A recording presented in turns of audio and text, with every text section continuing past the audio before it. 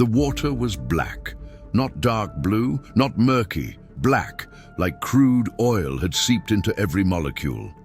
Sergeant Krauss stood at the edge, his boots sinking into the mud that surrounded the lake, and he felt the hairs on his arms stand up. They'd been patrolling the Harz mountains in northern Germany for 3 days, part of a joint NATO exercise with the Bundeswehr, and nobody had mentioned this place. Not on the maps, not in the briefing. Just there, in a clearing that shouldn't exist, a perfectly circular body of water maybe 200 meters across, surrounded by pine trees so dense they blocked out the afternoon sun. "Radio's dead," Private Chen said behind him, tapping his headset. "Not even static, just nothing."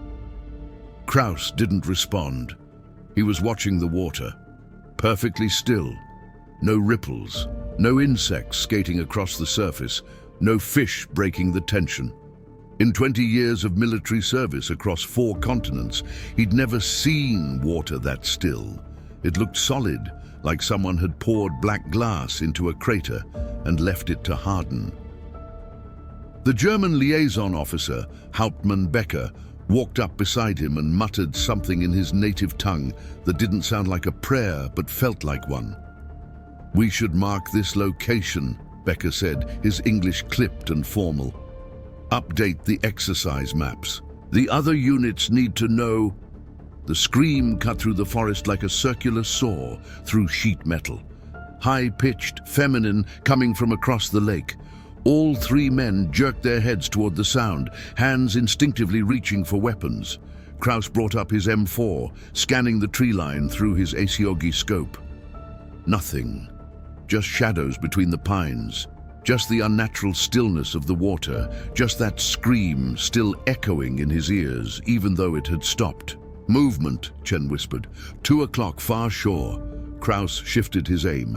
There, a figure pale against the dark trees, standing at the water's edge, too far to make out details, but unmistakably human-shaped.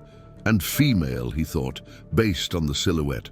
Long hair, or maybe it was the way the light fell through the canopy. She was facing them, he was certain of that, even though he couldn't see her face.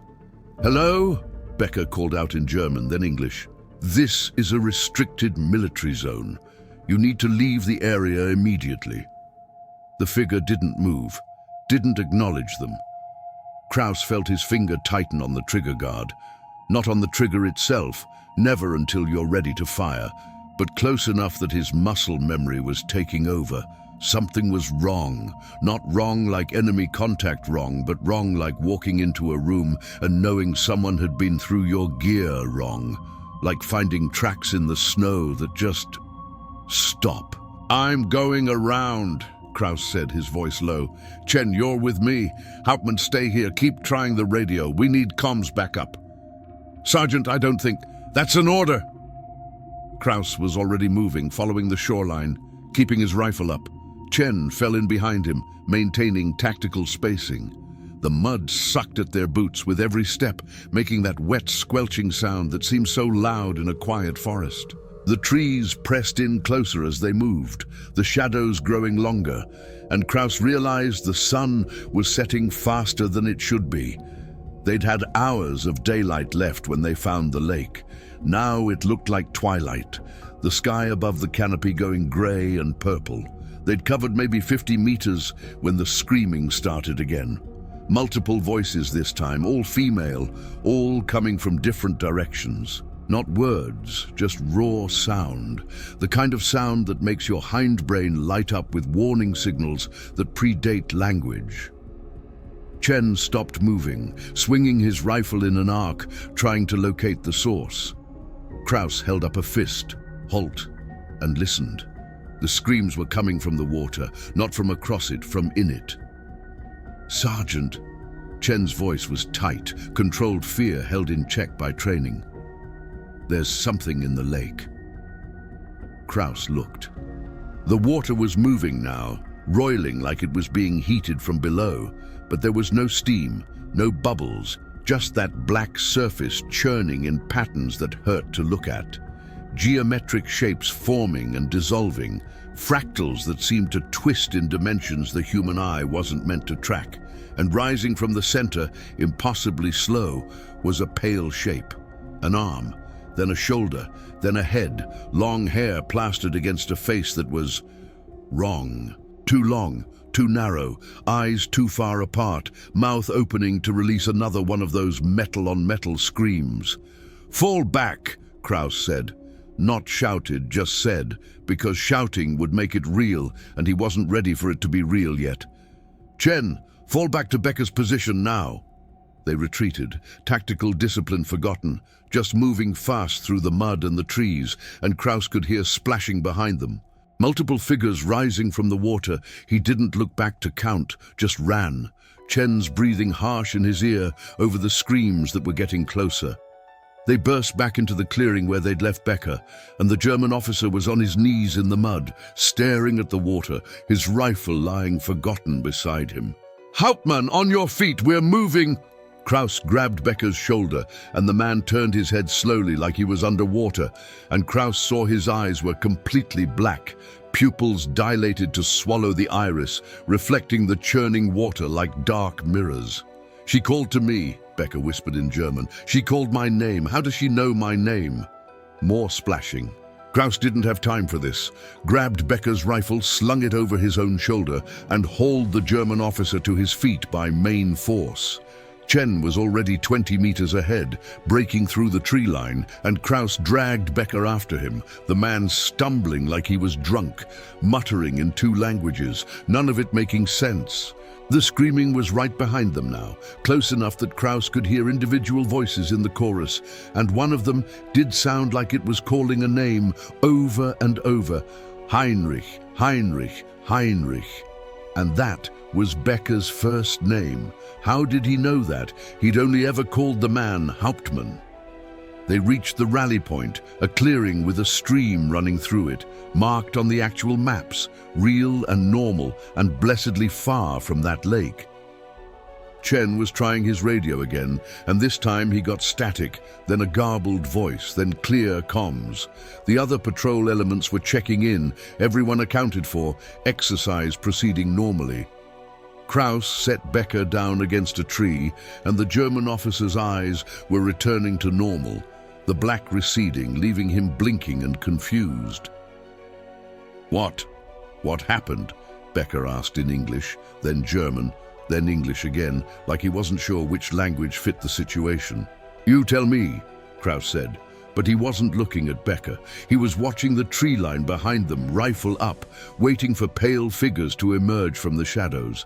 Nothing came, just the normal sounds of a German forest returning. Birds, insects, the wind in the pines. Like none of it had happened, like that lake didn't exist. If you've ever been part of a training exercise that went wrong in ways you couldn't explain, couldn't report, couldn't fit into the official after-action review, drop it in the comments. Because what happened to Sergeant Krauss's patrol that October afternoon in 2019 never made it into any NATO database. No map updates, no area restrictions, no warning to other units. Just 3 soldiers who know better than to go hiking in the Harz mountains, and a German officer who still wakes up sometimes, certain he can hear his name being called from somewhere dark and deep and wrong. The Harz Mountains have a history that predates modern Germany by millennia. Before the Bundeswehr established training grounds here, before the Wehrmacht used these forests for partisan hunting in World War II, before even the Holy Roman Empire claimed these peaks, the Harz were sacred to the Germanic tribes. Pagan rituals, some scholars believe, that involved water worship, sacrifices to entities that lived in lakes and springs and rivers. The mountain folk have stories about the Wasserfrauen, water women, beautiful and terrible, who lure travelers to watery graves. Every village in the Harz has its own version, its own local pool or pond where people have vanished over the centuries. The German government doesn't advertise these stories to NATO allies. Bad for morale, worse for the tourism industry that thrives in these mountains outside the military zones. But the locals know. They mark certain areas with small cairns or tied cloth in the trees, traditional warnings that have nothing to do with military ordnance or training schedules. Krauss learned about this 3 months after the incident, when he was doing research he probably shouldn't have been doing, following threads on German folklore websites using translation software that only made the stories more unsettling. He found references to a Schwarze See, Black Lake, in medieval texts describing the region, a place where witches gathered during the persecution years, where they'd throw themselves into the water rather than face the stake, cursing their killers with their last breaths. Hundreds of women, the story said, drowned in a lake that had no bottom, that drank the bodies and never gave them back. The modern German army had conducted surveys of the training area in the 1970s, comprehensive mapping of every square kilometer. That lake wasn't on any of those maps. It appeared on no satellite imagery. It existed in stories and nightmares, and in the memories of 3 soldiers who couldn't talk about it without sounding insane. Chen started having the dreams 2 weeks after they returned to base. He'd wake up choking, convinced he'd been underwater, his sheets soaked with sweat that smelled wrong, stagnant and algae thick. He filed a medical report, got referred to the base psychologist, went through 3 sessions before he realized he was being evaluated for stress-related disorders and shut down, said he was fine, just adjusting to being back. The dreams continued, always the same, standing at the edge of black water, something pale rising from the depths, a voice calling his name in a language he didn't speak but somehow understood. Krauss didn't dream, he just stopped sleeping well near water. Swimming pools, rivers, even long showers made his pulse spike. He'd find himself staring at bathtubs, checking them, making sure nothing was in there before he'd let his guard down. His wife noticed, asked questions he couldn't answer. The army noticed, flagged him for a routine psychological screening that felt anything but routine. He passed, because you learn early in the military how to tell people what they want to hear, how to present the version of yourself that fits the acceptable range of normal. Hauptmann Becker transferred out of his unit 6 months later. Krauss heard through back channels that he'd requested a posting as far from the Harz training grounds as possible, ended up stationed in Bavaria, flat country, no forests. When Krauss tried to reach out, sent an email to Becker's official address, it bounced back. Tried again through unofficial channels, got a message back from someone in Becker's old unit. He doesn't want to talk about it, leave it alone. Which meant Becker was having the same problems they were, the same inability to process what they'd seen into any framework that made sense. The official record states that NATO exercise Iron Mountain 2019 proceeded without incident. All training objectives met, all personnel accounted for, interoperability between US and German forces deemed excellent. Krauss read that report and wanted to laugh or scream or both. Instead, he filed it away with all the other paperwork that turned reality into bureaucracy, truth into statistics. That's what the military does, he thought. Takes chaos and fear and the inexplicable and stamps forms on it until it becomes manageable. But management doesn't make things disappear. 3 months after Becker's transfer, a German infantry platoon conducting night navigation training reported finding an unmarked body of water in Sector 7 of the exercise area, the same sector where Krauss's patrol had been. They described it as unnaturally still, perfectly circular, and several soldiers reported equipment malfunctions near the shore. The platoon sergeant recommended marking the location as a potential hazardous area due to possible environmental contamination. The report was filed, acknowledged, and then disappeared into the German military bureaucracy.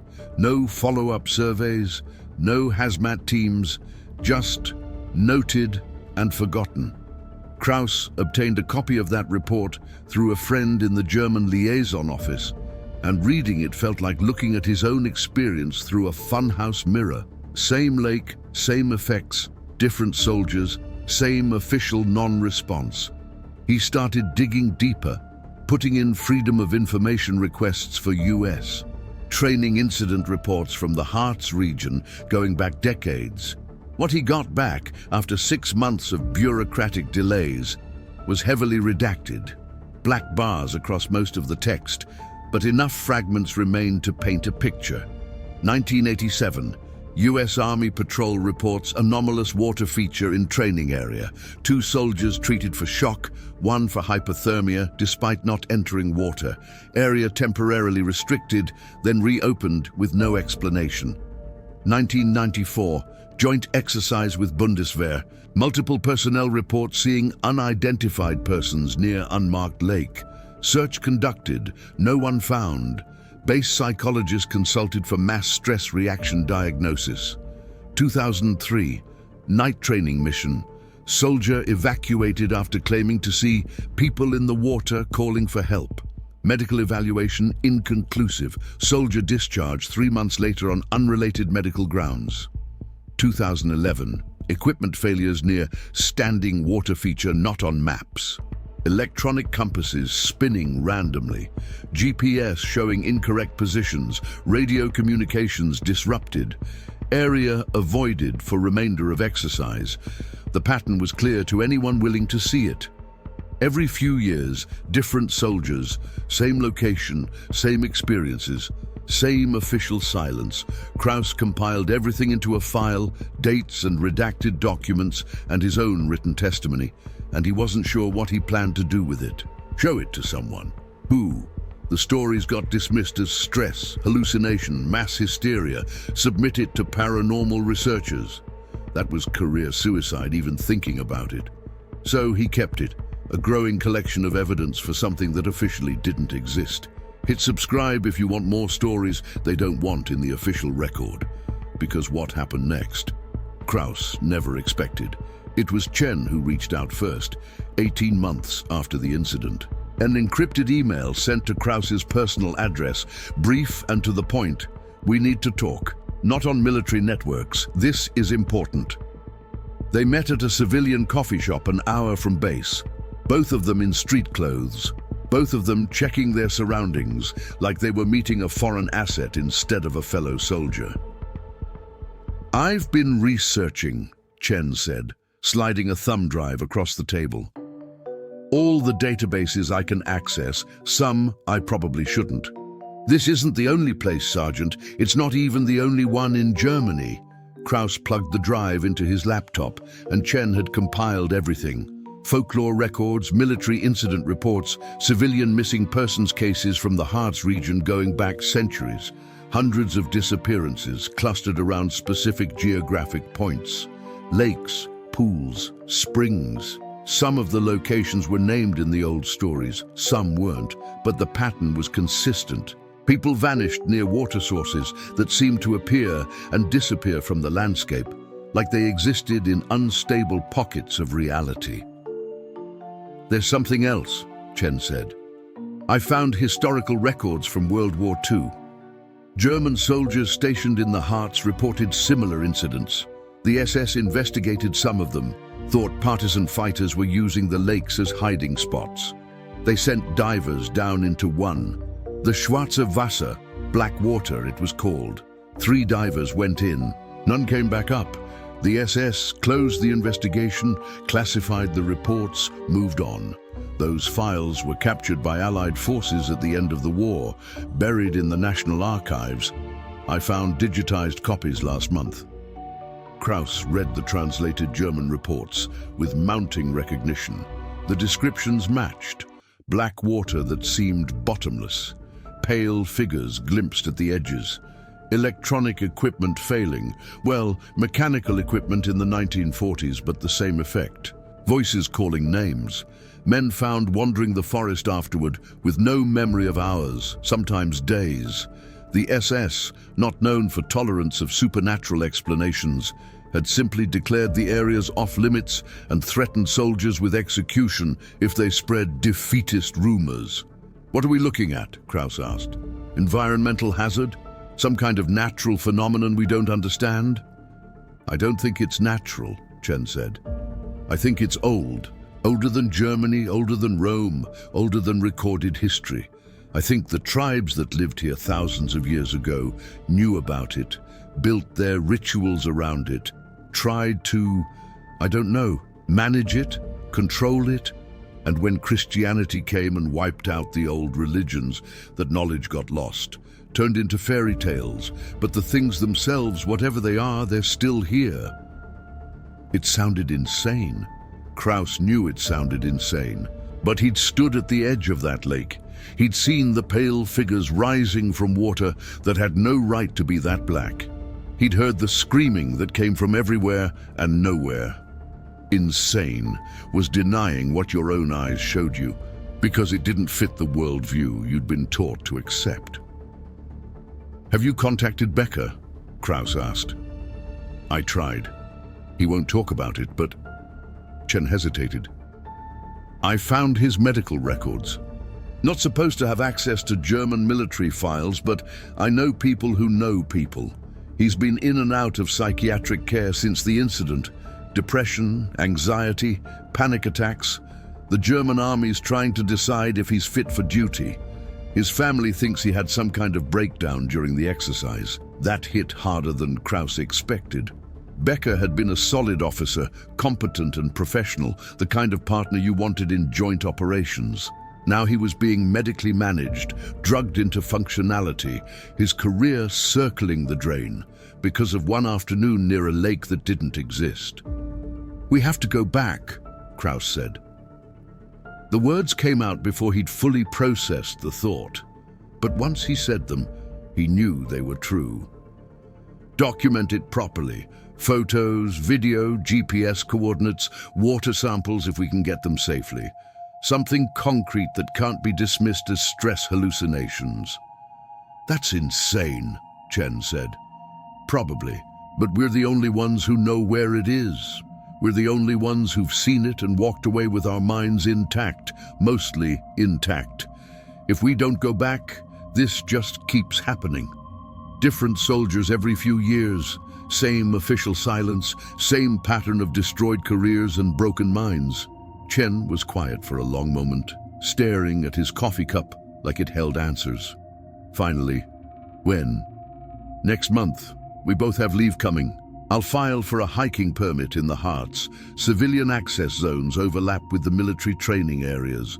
We go in as tourists, backpackers enjoying the mountains. Find the lake. Document it. Get out. Tell no one the real reason we're going. And if something happens, if we don't come back?" Krauss thought about Becker's black eyes reflecting impossible water, about Chen's dreams of drowning in darkness, about his own inability to stand near bathwater without checking for pale figures beneath the surface. Then at least we tried. At least we did something other than filing away the memories and waiting to break. Let me know in the comments what you think. Would you go back? Would you need to know the truth even if it cost you? Because Krauss and Chen did. And what they found on that second trip to the Black Lake, that's when things went from unexplained to impossible. The Harz Mountains in late autumn are beautiful in the way that ancient things are beautiful.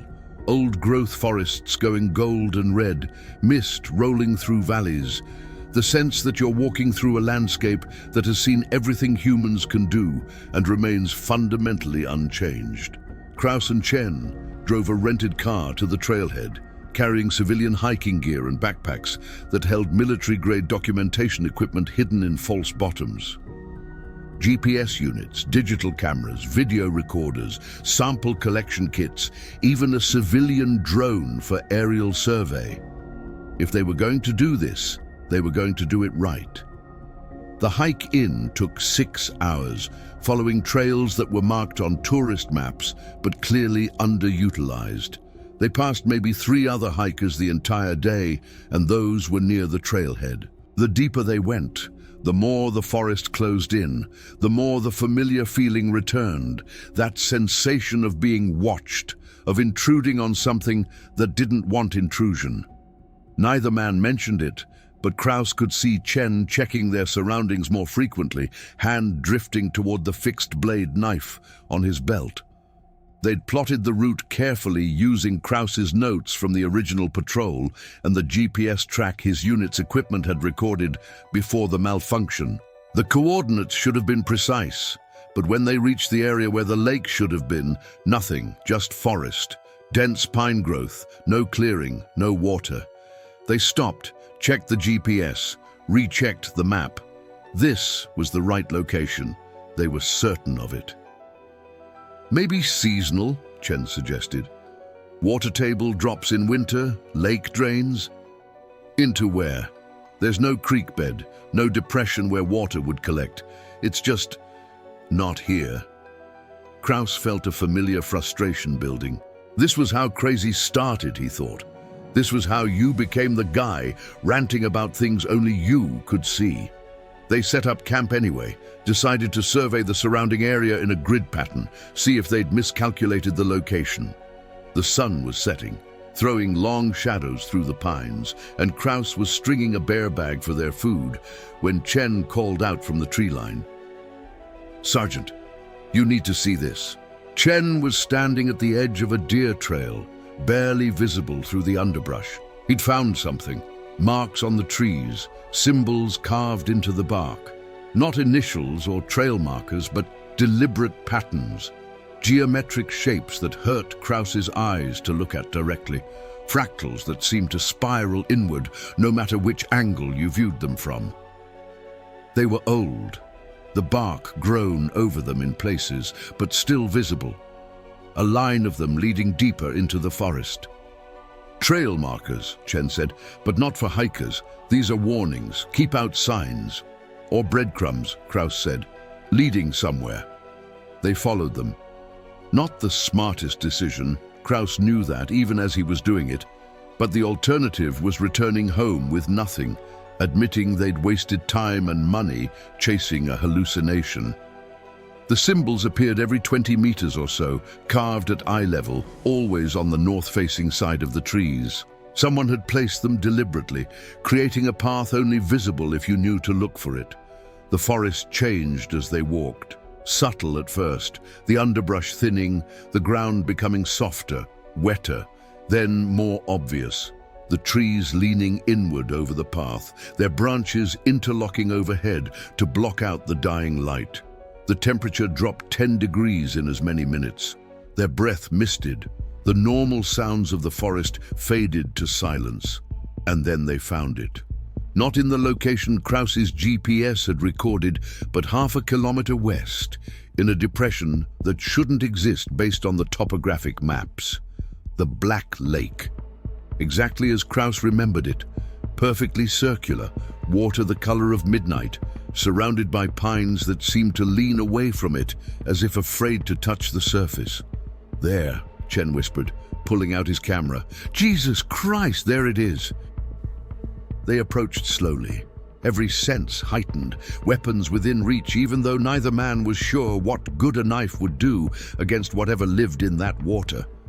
Krauss activated his handheld GPS unit to mark the coordinates. The screen flickered, numbers scrambling, then went dark. He tried his backup unit, same result. Chen's equipment was experiencing identical failures. Cameras powering down randomly, the drone controller refusing to sync. Even their watches seemed to be running at different speeds. "We document what we can," Krauss said.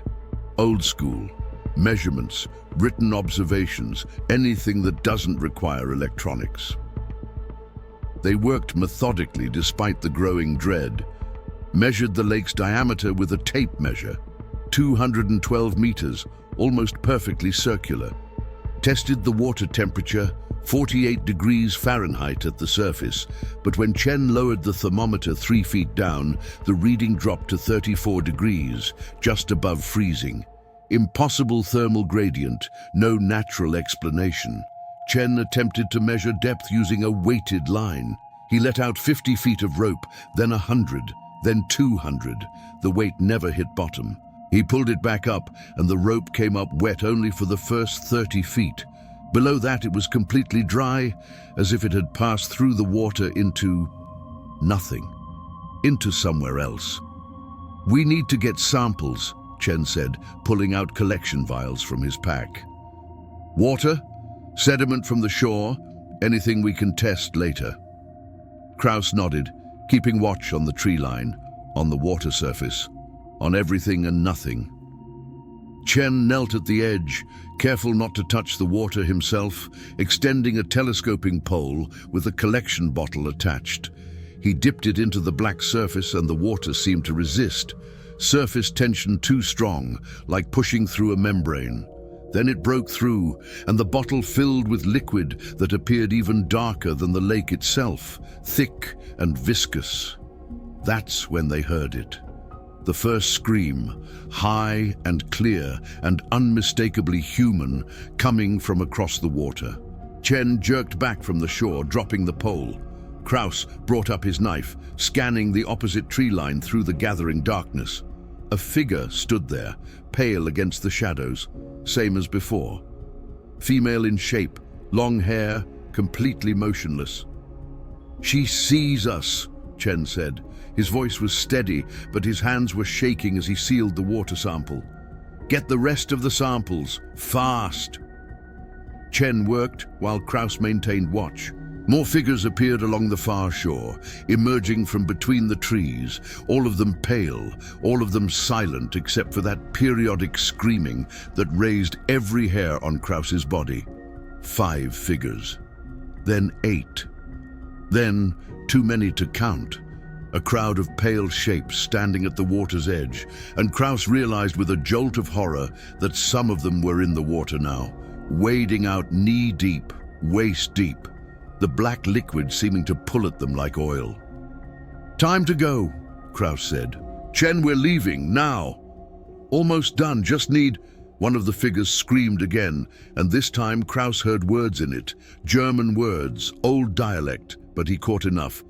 "Heinrich, komm zu mir, komm nach Hause." Heinrich, come to me, come home. Becker's name. They were calling for Becker, even though he was hundreds of kilometers away in Bavaria, trying to forget this place existed. And then they started coming across the water. Not swimming, not wading, just walking on the surface like it was solid ground. Their feet leaving no ripples, no marks, just that impossible forward motion that violated every law of physics. Heading directly toward Krauss and Chen with slow, inexorable purpose. "Chen, move!" They ran. No pretense of tactical withdrawal, no fire and maneuver, just pure flight through the darkening forest. Branches whipping their faces, roots trying to trip them, the screaming behind them multiplying into a chorus that seemed to come from every direction. Krauss's lungs burned, his legs screamed protest, but he kept running because stopping meant turning around, and he knew with absolute certainty that if he saw how close those figures were, he would freeze, he would fall, he would be taken. Chen went down hard, caught his foot on an exposed root, and crashed face first into the pine needles. Krauss grabbed him by the pack straps and hauled him up, half dragging, half carrying him, until Chen got his feet under him again. Behind them, the sound of splashing, of wet footsteps on dry leaves, of breathing that wasn't human breath but something else, something that had learned to mimic the sound without understanding what it meant. They burst out onto the deer trail they'd followed in, and Krauss recognized one of the carved symbols on a tree trunk. They were close to the main trail, close to relative safety, if anywhere in these mountains could be called safe. The sounds behind them were fading, or maybe they were just getting farther ahead. He didn't know and didn't care, just kept moving until they reached their campsite and grabbed their packs with shaking hands and kept going, abandoning the tent, abandoning everything that would slow them down. They didn't stop running until they reached the rental car 2 hours later, stumbling out of the forest in full darkness, using their phones for light since their flashlights had died somewhere during the flight. Chen fumbled the keys, dropped them twice before getting the car unlocked, and they threw their gear in the back and got on the road, neither speaking until they'd put 40 kilometers between themselves and the trailhead. "Did we get it?" Krauss finally asked. "The samples, the documentation?" Chen patted his jacket pocket, feeling the hard outline of collection vials. "Yeah, we got it, for whatever good it does us." They drove through the night, taking turns at the wheel, neither wanting to stop, neither wanting to close their eyes. The water sample sat in Chen's pack, wrapped in protective foam, liquid so dark it seemed to absorb light rather than reflect it. Evidence, proof. A vial of something that shouldn't exist, collected from a lake that moved locations, or existed in multiple places simultaneously, or operated by rules that had nothing to do with normal geography. The analysis of the water sample took 3 months and burned through every favor Krauss had in the scientific community. He couldn't send it to a military lab. Too many questions, too much official scrutiny. Instead, he found a civilian chemist at a university, told him it was from a potentially contaminated water source, paid out of pocket for the analysis. The results came back with a note. "Where did you get this? Please call me immediately." Krauss called. The chemist, Dr. Werner, sounded genuinely disturbed. "This water is wrong," he said without preamble. "Not contaminated, not polluted, just wrong. The molecular structure is abnormal. Water is H2O, simple compound, we know everything about it. This is H2O, but the molecules are arranged in a pattern that shouldn't be stable. They're organized in a way I've only seen in theoretical papers about exotic states of matter. And there's something else." "What?" "Proteins. Complex organic compounds, hundreds of different types, like someone dissolved tissue from multiple organisms into the sample. But the DNA analysis shows they're all from the same source species. We can't identify what species. It doesn't match anything in the database. And the proteins are showing activity. They're moving, organizing like they're trying to rebuild cellular structures even outside a living organism. I've sent the sample to a colleague who specializes in extremophiles, organisms that survive in impossible conditions. He thinks you might have found a completely unknown form of life. Or something that used to be human, Krauss thought. Something that drowned in that lake centuries ago and never died, just changed, adapted, became part of the water itself. The water women of Germanic legend, not metaphor but memory. Stories passed down by people who'd seen what happened to those who went into the Black Lake and never fully came back out. He thanked Dr. Werner, told him to keep the sample secured, don't share it with anyone else. The chemist agreed, sounding relieved to not be responsible for it anymore. Krauss hung up and sat in his car in a parking lot outside the base, hands shaking, wondering what the hell he'd brought back from those mountains. Chen had his own problems. The dreams had returned worse than before, but now they were different. Now he dreamed he was underwater, surrounded by pale figures who touched him with hands that were too cold, too soft, fingers too long, pressing against his mouth and nose and eyes like they were trying to find a way inside. He'd wake up choking, coughing up fluid that tasted like stagnant water, even though his lungs were clear. The base medical staff couldn't find anything wrong with him.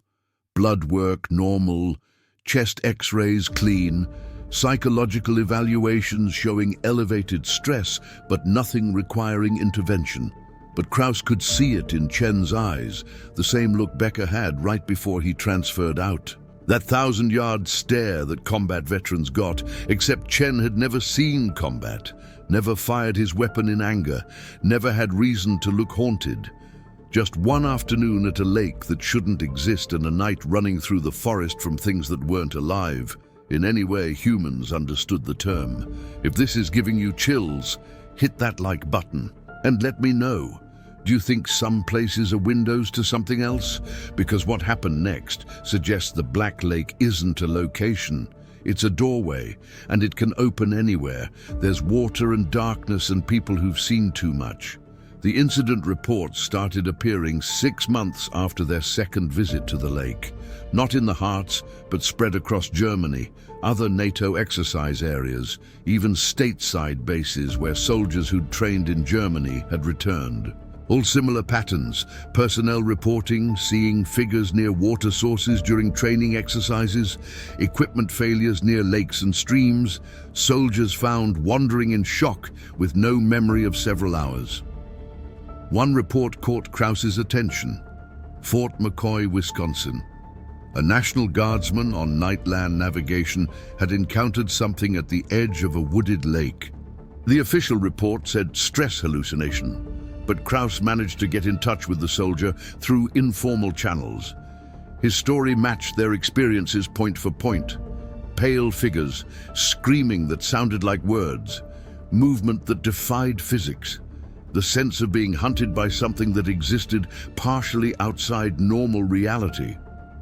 "It's spreading," Chen said when Krauss showed him the reports. "Or we're noticing it now, because we know what to look for."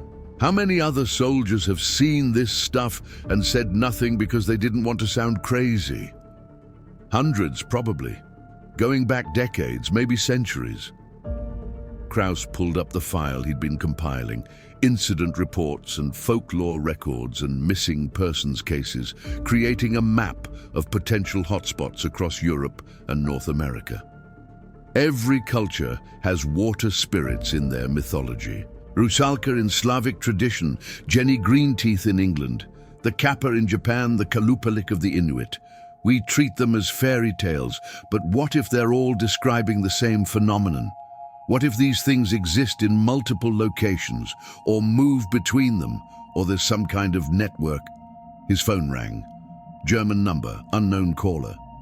Krauss hesitated, then answered.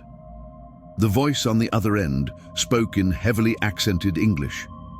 "Sergeant Krauss, this is Hauptmann Becker. We need to talk." They met in Berlin 3 weeks later, neutral ground, a cafe in a busy shopping district where they could disappear into the crowd. Becker looked worse than Krauss had feared.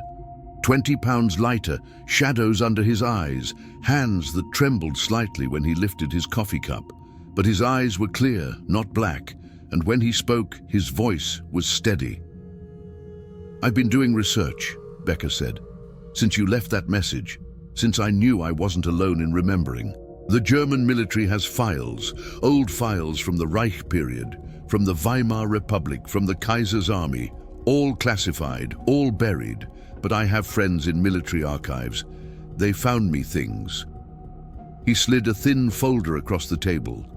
Historical documents, some handwritten, some typed on ancient paper.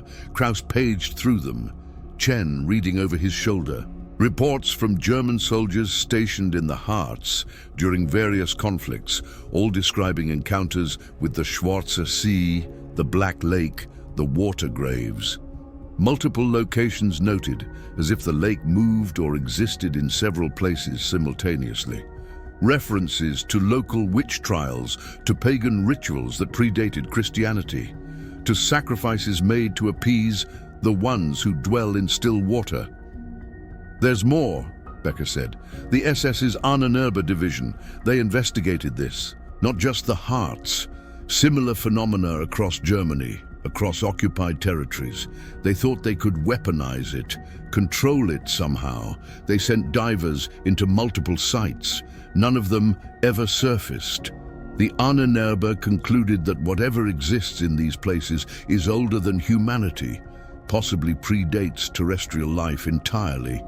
They theorized it might be extraterrestrial in origin, or extra-dimensional, something that exists partially in our reality and partially in somewhere else." "And they just stopped investigating?" Krauss asked. "The war turned against them, resources were diverted, and—" Becker hesitated.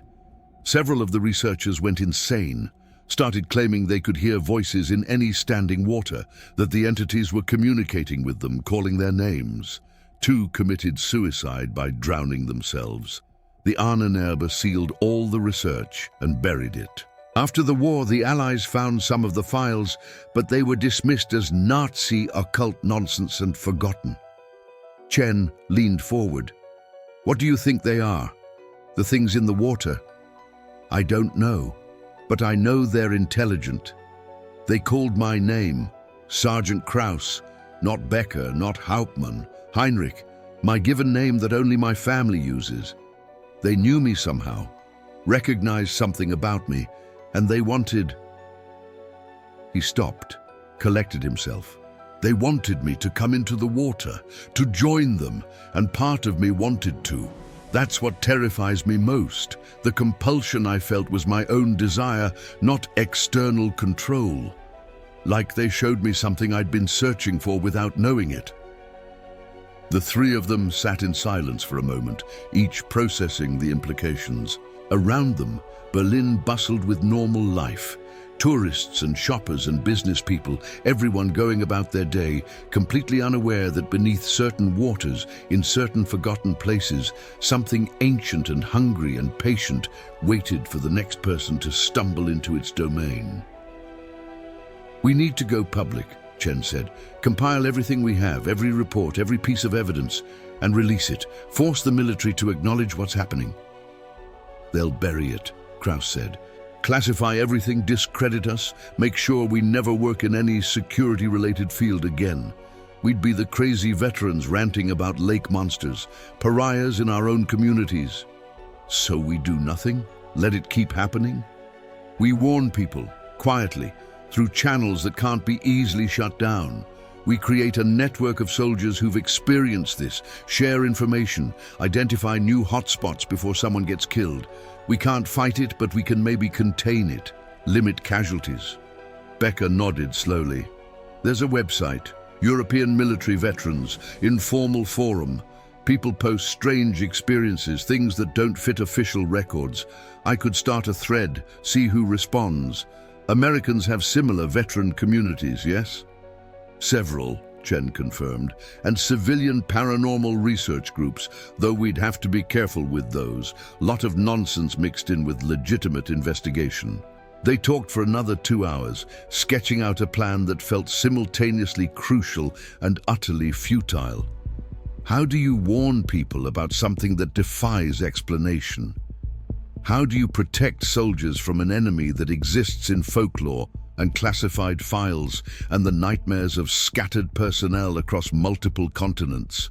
But doing something, even something small and probably inadequate, was better than surrendering to the silence that had protected these entities for centuries. That was 3 years ago. The network exists now, an informal collection of soldiers and veterans from a dozen nations, all of whom have encountered something near water that shattered their understanding of reality.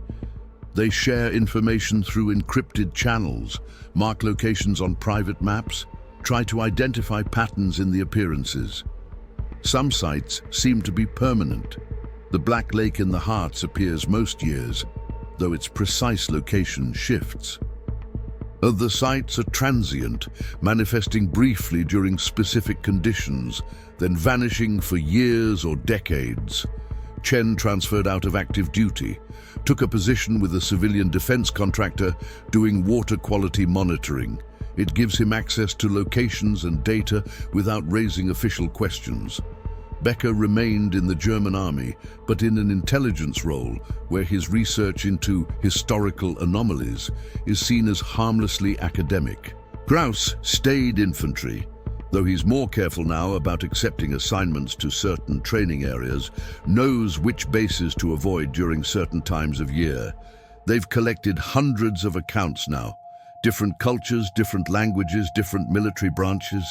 But the core experience remains consistent. Still water that's too dark, too cold, too silent. Pale figures that move wrong. Voices calling names that shouldn't be known. The compulsion to enter the water, to discover what lies beneath, to join whatever has made its home in the depths. And some soldiers do enter. Despite the warnings, despite the stories, some feel that pull stronger than their fear. Most of them are never seen again. A few come back wrong, eyes too vacant, speech too slow, always staring at water with an expression of longing that eventually drives them to try again. The network tracks these cases, tries to intervene when possible, fails more often than they succeed. Krauss still has the water sample, locked in a safe deposit box in a bank he'll never name. Dr. Werner's analysis suggested the organic compounds in it were trying to replicate, to spread, to transform whatever they touched into more of themselves. A single drop of that water in a reservoir could potentially contaminate the entire system. though whether the effect would be chemical or something else entirely, no one knows. It's the only physical proof they have, and it's also possibly the most dangerous substance Krauss has ever possessed. He thinks sometimes about destroying it, about pouring it down a drain and letting the municipal water treatment system deal with it. But that feels like surrendering the last piece of evidence, the only thing that proves they're not all suffering from shared delusion. So it sits in darkness, in a sealed vial, in a locked box, waiting, like the things in the Black Lake wait, patient and eternal and impossibly hungry. Drop a comment if you've ever felt drawn to water in a way you couldn't explain. If you've stood at the edge of a lake or pool and felt like something was watching back. Because according to the network, that's how it starts. Recognition. The entities see something in certain people, some quality or resonance, and they mark them. Follow them.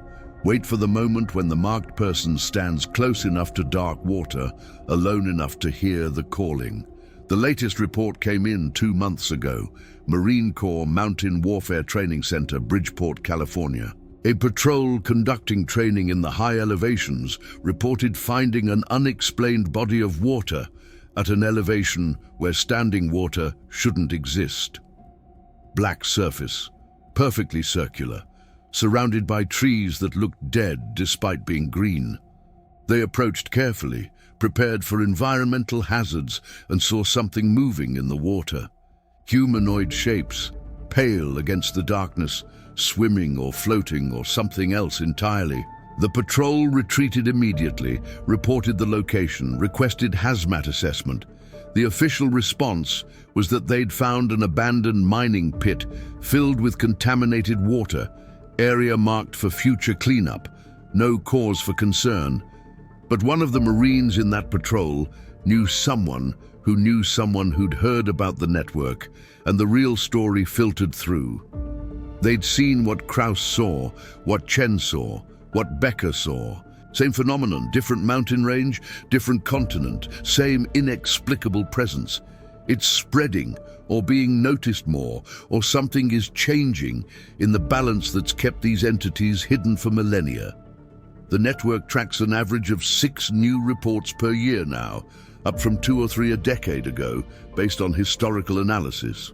Either military training is pushing into more remote areas where these sites exist, or the sites are appearing in areas previously safe, or soldiers are more willing to report unexplained phenomena than their predecessors. Any of these options is concerning. All 3 together suggest something fundamental is shifting. Krauss is retiring next year. 23 years in uniform, multiple deployments, campaigns from desert to mountain to urban environments. He's faced enemy fire, roadside bombs, rocket attacks, all the conventional dangers that soldiers train for and learn to manage. None of it scared him the way that black water still scares him. None of it left him checking bathtubs and swimming pools and even large puddles for pale faces looking back. He's planning to write a book, compile the network's research into something resembling a comprehensive record. It won't be published through official channels. No military press would touch it. No mainstream publisher would take it seriously. But there are small presses that specialize in unexplained phenomena, veteran-run operations that aren't afraid of controversial material. The goal is to get the information out there, preserved, distributed widely enough that it can't be completely suppressed. Chen supports the idea. Becker is more cautious, worried about the attention it might bring, the official response it might trigger, but they both agree that silence has protected these entities for too long, and silence has cost lives, destroyed careers, broken minds. If even a fraction of the military community reads the book and takes it seriously, if even a handful of soldiers decide to avoid that too dark lake or that too still pool they encounter during training, it's worth the risk. The Black Lake is still there in the Harz Mountains, still appearing somewhere in the training area every few months, still claiming the occasional soldier who wanders too close. The Bundeswehr has quietly stopped using certain sectors for night training. Though no official explanation is given, the US Army has done the same at some of its European bases, shifting exercise boundaries without announcing why. Small victories, achieved through back channels and unspoken understandings between officers who've read the reports and chosen to believe them. But there are hundreds of other sites, maybe thousands, scattered across the world. Lakes and pools and springs where the water is too dark and the depths are too deep, and something that isn't quite alive but isn't quite dead makes its home. Maps passed down through generations of local people mark these places with symbols that modernity has forgotten how to read. Soldiers will continue to stumble across them, will continue to see things that shatter their understanding of what's possible, will continue to make the choice between official silence and personal truth. Krauss chose truth. It cost him sleep, peace of mind, the comfortable certainty that the universe operates by understandable rules. But it gave him purpose, connection with others who'd seen the impossible and refused to unsee it. The knowledge that he was doing something to protect future soldiers from the same fate that had broken men like Becker. He goes back to the Harz sometimes, stays in the tourist towns at the base of the mountains, hikes the marked trails where families walk their dogs and couples take photos. He never ventures into the deep forest anymore, never follows the unmarked paths, never looks for carved symbols on tree trunks. He's seen enough, documented enough, nearly died proving that some doors, once found, should never be opened.